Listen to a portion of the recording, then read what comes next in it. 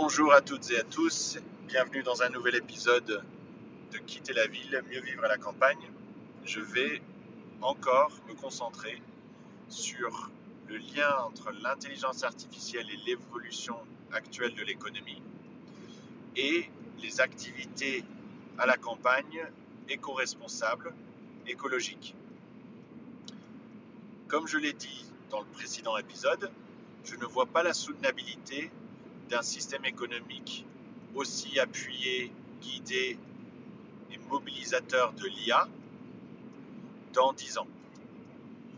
Je pense que la planète, avec ses limites que nous connaissons, si vous écoutez ce podcast, il y a des chances que vous ayez une fibre écologique, au moins un attachement intellectuel aux réalités scientifiques sur le climat, sur la biodiversité, sur les écosystèmes, et que vous comprenez que nous vivons à la fois un bouleversement des températures à cause de l'effet de serre anthropique qui est lié aux émissions de gaz à effet de serre, qui sont liées aux activités humaines, parce que l'effet de serre existe depuis toujours sur la planète, sinon il ferait moins 16 degrés en moyenne sur la planète, on n'arriverait pas à vivre en tant qu'être humain, mais que l'effet de serre anthropique, il est une réalité depuis le début du XXe siècle, un peu plus avant, un peu avant, mais que ça s'accélère et que là on a une température globale moyenne qui augmente, ce qui engendre beaucoup de perturbations du climat, de ce qui se passe dans l'océan, de ce qui se passe dans les forêts, mais qui est augmenté en termes d'impact néfaste pour la santé publique dans les grandes villes, dans les zones côtières, dans des îles, etc. Il n'y aura aucun territoire épargné de changements, voire de conséquences très difficiles à gérer sur le plan climatique, sur le plan d'événements météorologiques extrêmes,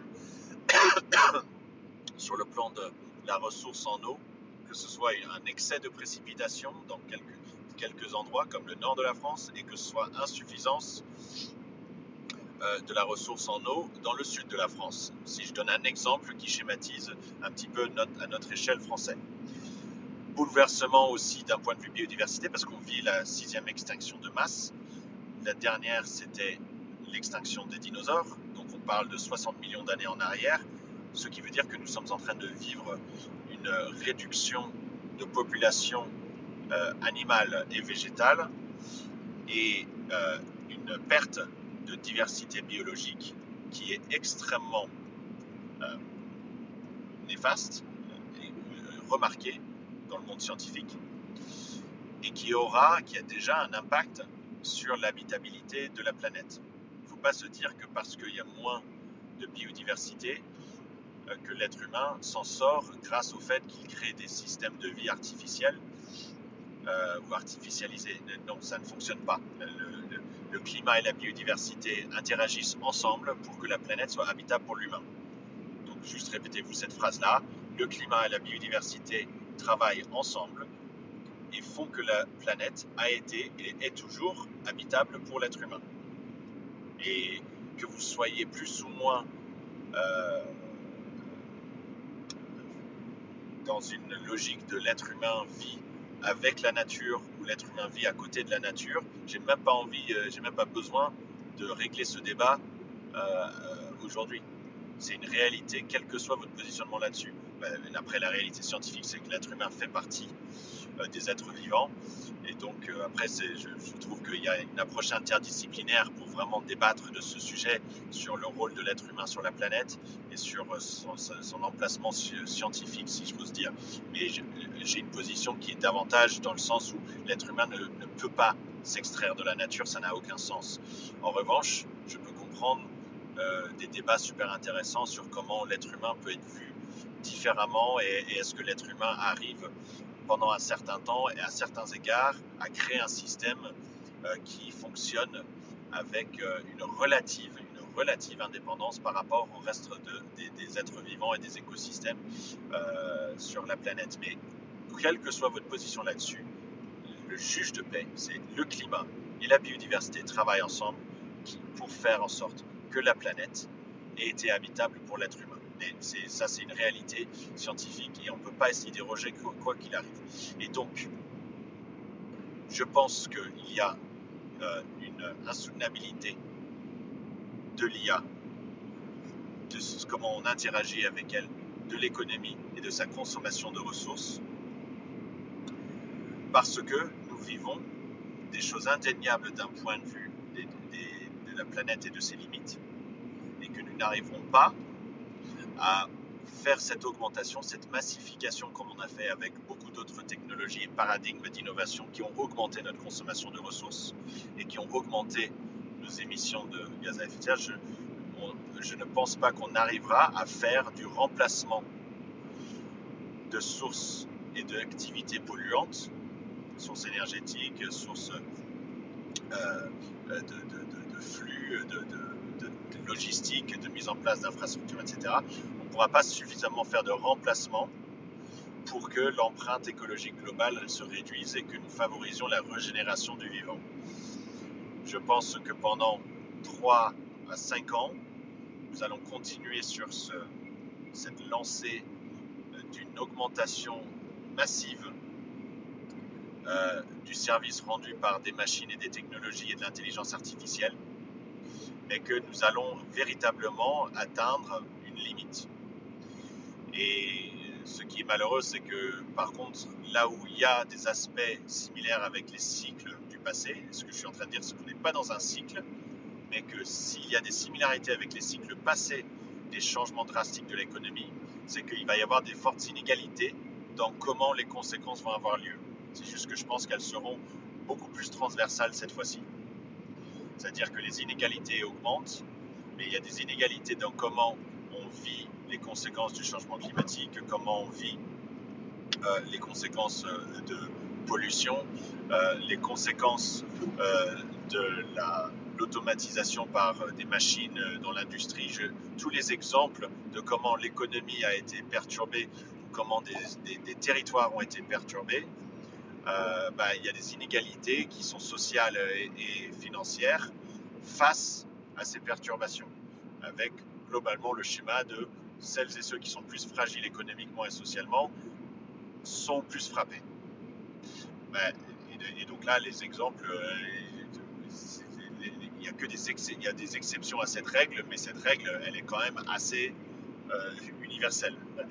Et donc, le summum de cette démonstration, c'est que des personnes très fortunées sont en train, pas en très grand nombre, mais il y en a pas mal, plus que jamais, se précipitent pour acheter des espaces, pas juste de l'immobilier, mais des espaces comme des îles, comme des espaces de nature, pour éventuellement se réfugier en cas où l'insoutenabilité de notre système économique et de notre civilisation humaine face à la planète soit trop difficile à gérer et qu'il faille s'extraire complètement.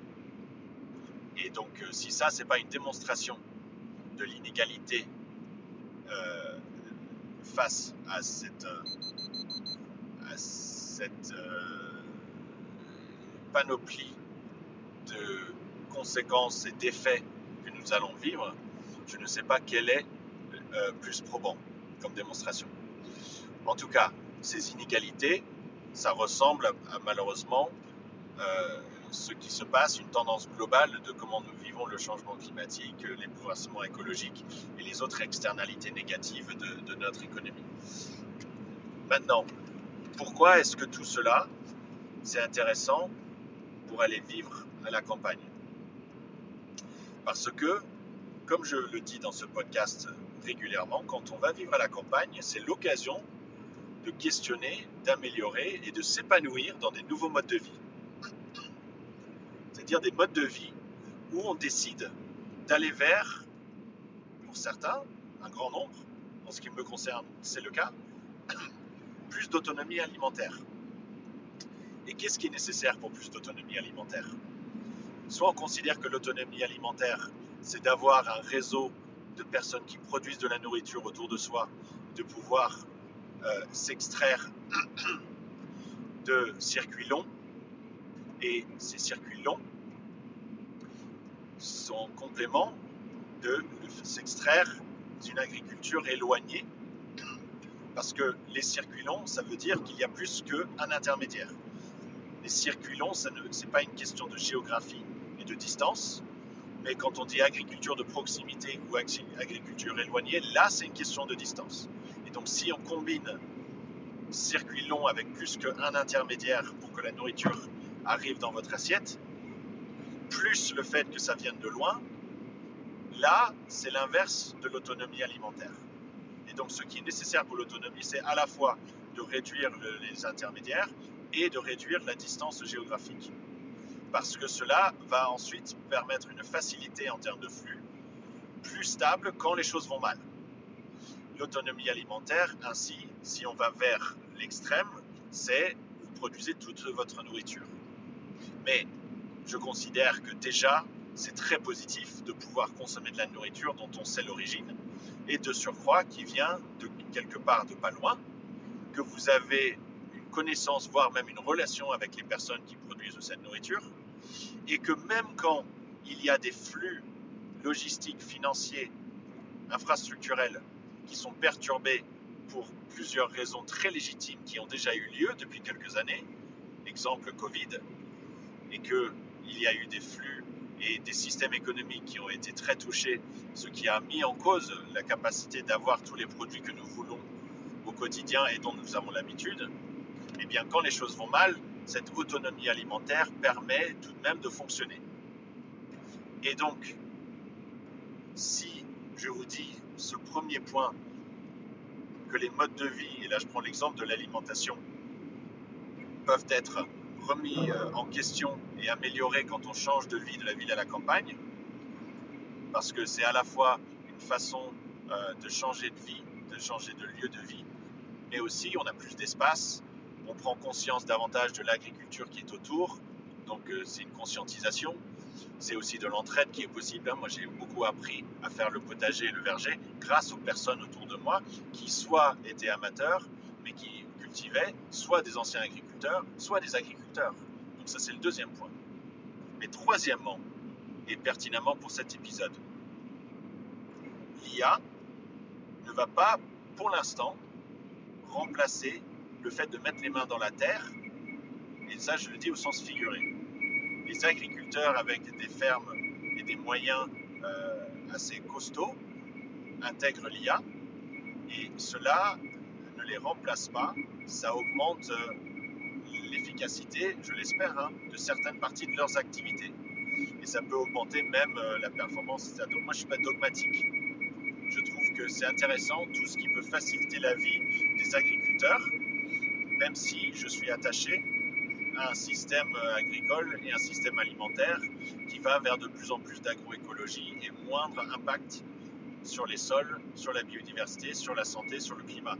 Et donc là, je ne dis rien de controversé en disant que l'agriculture de demain, pour moi, devrait avoir de moins en moins, voire du tout, de produits phytosanitaires quand on peut les éviter, d'antibiotiques pour les animaux et d'engrais chimiques. Mais je suis toujours, comme je l'ai dit à plein de reprises dans ce podcast, très attaché à comprendre que le système alimentaire et agricole, ça s'accompagne collectivement et surtout pas une stigmatisation des agriculteurs de manière isolée. Ça c'est très négatif et c'est injuste. Mais je ne pense pas que l'IA va pouvoir pour l'instant remplacer des robots dans tous les champs et encore moins pour les petites fermes venir remplacer le travail des mains dans la terre. Et fort heureusement. Parce que c'est une belle façon de vivre, de produire un peu de sa propre nourriture, et c'est un très beau métier qui est d'être agriculteur et paysan, et de pouvoir cultiver, etc. Faciliter la vie, faire en sorte qu'ils soient mieux rémunérés, faire en sorte qu'ils puissent prendre des vacances, et si vous, en tant que personne qui produit un petit peu de nourriture, vous pouvez trouver, et c'est ce que je préconise, et c'est ma vision de la société, et c'est ce que j'ai mis en place pour moi-même et notre famille, c'est de faire chaque semaine un petit peu de potager, un petit peu de verger, un petit peu d'entretien de la basse-cour, voire éventuellement même d'animaux un peu plus grande taille. Nous, on a des chèvres. Je trouve que combiner ça avec d'autres activités, c'est une magnifique façon de vivre parce qu'on comprend plein de choses autour de la vie, autour de la nature, autour de l'histoire de la planète, autour de sa propre santé, parce que c'est très bon pour sa santé. Donc moi, je ne vais jamais remettre en question, je vais au contraire utiliser l'IA pour favoriser ce qui est essentiel pour l'être humain. Je ne pense pas que l'être humain puisse, à cause de l'IA, et devrait à cause de l'IA, qui est une accélération de toute innovation dans le numérique et la technologie, de l'information et de notre façon de s'organiser, faire oublier ce que l'être humain a d'essentiel.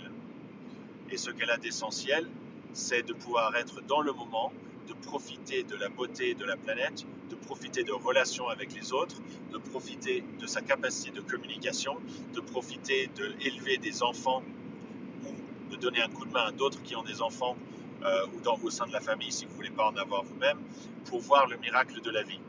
Et si vous oubliez ça, qui sommes-nous? La planète, elle est là depuis plus de 4 milliards d'années. Nous n'avons aucune légitimité de prétention de vouloir remplacer tout un système naturel qui s'est développé pendant 4 milliards d'années, une intelligence naturelle phénoménale qui commençait avec les bactéries et les organismes unicellulaires il y a plus de 4 milliards, il y a presque 4 milliards d'années, 3,8 milliards d'années, c'est quand on dit qu'il y a eu les premiers organismes unicellulaires, la naissance entre guillemets de la biodiversité. C'est peu de le dire que c'est beaucoup plus vieux que l'être humain et toute l'innovation qu'il met en place autour de l'intelligence artificielle. Donc, je veux relativiser et mettre en perspective l'arrivée de l'intelligence artificielle dans le contexte d'activité humaine et prendre un angle très positif en revanche en disant que c'est l'opportunité justement d'essayer de se libérer pour faire un peu plus d'activités essentielles telles que produire un petit peu de sa propre nourriture. C'est exactement comme ça que je me positionne par rapport à l'intelligence artificielle, c'est de l'utiliser avec une conscientisation de comment ça peut continuer vers une amélioration de ma vie, de ma santé, de celle de ma famille, de ma performance économique, pour qu'elle soit robuste dans la durée et pas qu'elle soit dans l'excès de recherche d'optimisation effrénée. Je suis en train de mettre en place toute l'automatisation, tous les systèmes avec plusieurs outils IA, leur interaction. Et c'est formidable, je trouve que c'est vraiment enthousiasmant de pouvoir se libérer de certaines tâches, vraiment. Et aussi, j'ai écouté ça dit par un autre entrepreneur et je suis d'accord avec lui, d'essayer aussi de contrebalancer une sorte de prétention qui était celle des personnes qui savent faire du développement, qui savent faire du code, qui savent faire la production artistique, numérique, etc. Parce que la réalité, c'est que j'ai un regard et un respect pour tous les métiers, pour ceux-là aussi, mais je trouve qu'ils se sont un peu protégés là depuis quelques bonnes décennies et demie. Et je ne pense pas que c'était très favorable pour un certain nombre d'entrepreneurs et de salariés. Mais bon, il y a beaucoup de métiers comme ça. C'est certainement pas les plus coupables. Et je ne vais pas rentrer dans un débat sur cela, mais si ce n'est que pour dire que va arriver un moment où il va falloir se mettre autour de la table et faire des états généraux des activités humaines professionnelles. Et si on ne le fait pas, c'est en lien avec cet épisode tout de même, on arrivera à une insoutenabilité économique, sociale aussi, du système économique appuyé, guidé et mobilisateur de l'IA. Ça ne fonctionnera pas au-delà de 3 à 5 ans sans des immenses casses et problématiques qu'une entreprise seule, des acteurs économiques seuls pourront gérer. Donc, chers amis, aller vivre à la campagne n'a jamais été aussi enthousiasmant, inspirant, nécessaire et urgent dans cette ère de l'IA, dans cette ère du début de, pour moi, une dernière ligne droite du modèle économique dominant, conscientisé, et que ça va durer 3 à 5 ans maximum. Donc si vous vous dites, est-ce que c'est le moment pour m'organiser, pour aller vivre différemment, et si je rêve de vivre à la campagne, et si j'ai envie de vivre à la campagne, et pourquoi, est-ce que c'est le bon moment? Moi je vous dis oui. Et je dis ça même sans vous dire faites appel à moi pour vous être accompagné, c'est mon métier. Je fais un accompagnement global avec plein de piliers comme vous le savez, un pilier activité professionnelle, un pilier famille, un pilier vie sociale, un pilier autonomie et éco-responsabilité. En revanche, même sans faire accompagner, je considère que c'est une urgence de faire ce changement. Et là, je dis ça, c'est aussi pour appuyer l'authenticité de mon message. Je ne peux pas accompagner tout le monde de toute façon. Chers amis, à très bientôt dans un nouvel épisode de Quitter la ville et aller vivre à la campagne.